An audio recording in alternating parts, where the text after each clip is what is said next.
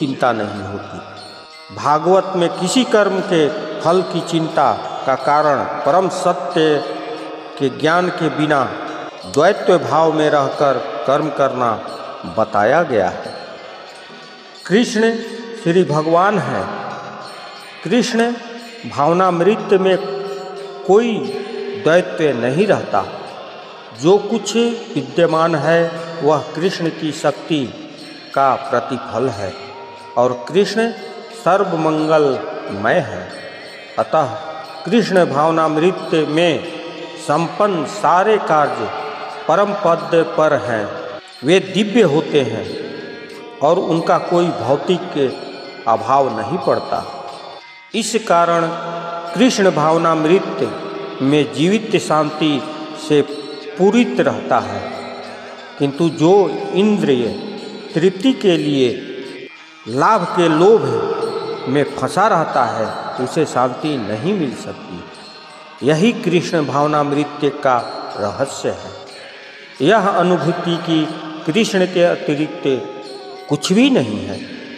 शांति तथा अभय का पद है। जब देहधारी जीवात्मा अपनी प्रकृति को वश में कर लेता है और मन से समस्त कर्मों का परित्याग कर देता है, तब वह 9 द्वारों वाले नगर में बिना कुछ किए कराए सुखपूर्वक रहता है। देहधारी जीवात्मा 9 द्वारों वाले नगर में वास करता है। शरीर अथवा नगर रूपी शरीर के कार्य प्राकृतिक गुणों द्वारा स्वतः संपन्न होता है। शरीर की परिस्थितियों के अनुसार रहते हुए भी जीव इच्छा अनुसार इस परिस्थितियों के परे भी हो सकता है। अपनी परा प्रकृति को विस्मृत करने के ही कारण वह अपने को शरीर समझ बैठता है और इसलिए कष्ट पाता है। कृष्ण भावनामृत के द्वारा वह अपनी वास्तविक स्थिति को पुनः प्राप्त कर सकता है और इस देह बंधन से मुक्त हो सकता है। अतः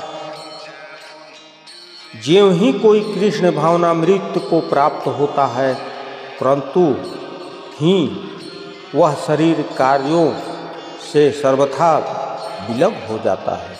ऐसे संयमित जीव में जिसमें उसकी कार्य प्रणाली में परिवर्तन आ जाता है, वह 9 द्वारों वाले नगर में सुखपूर्वक निवास करता है।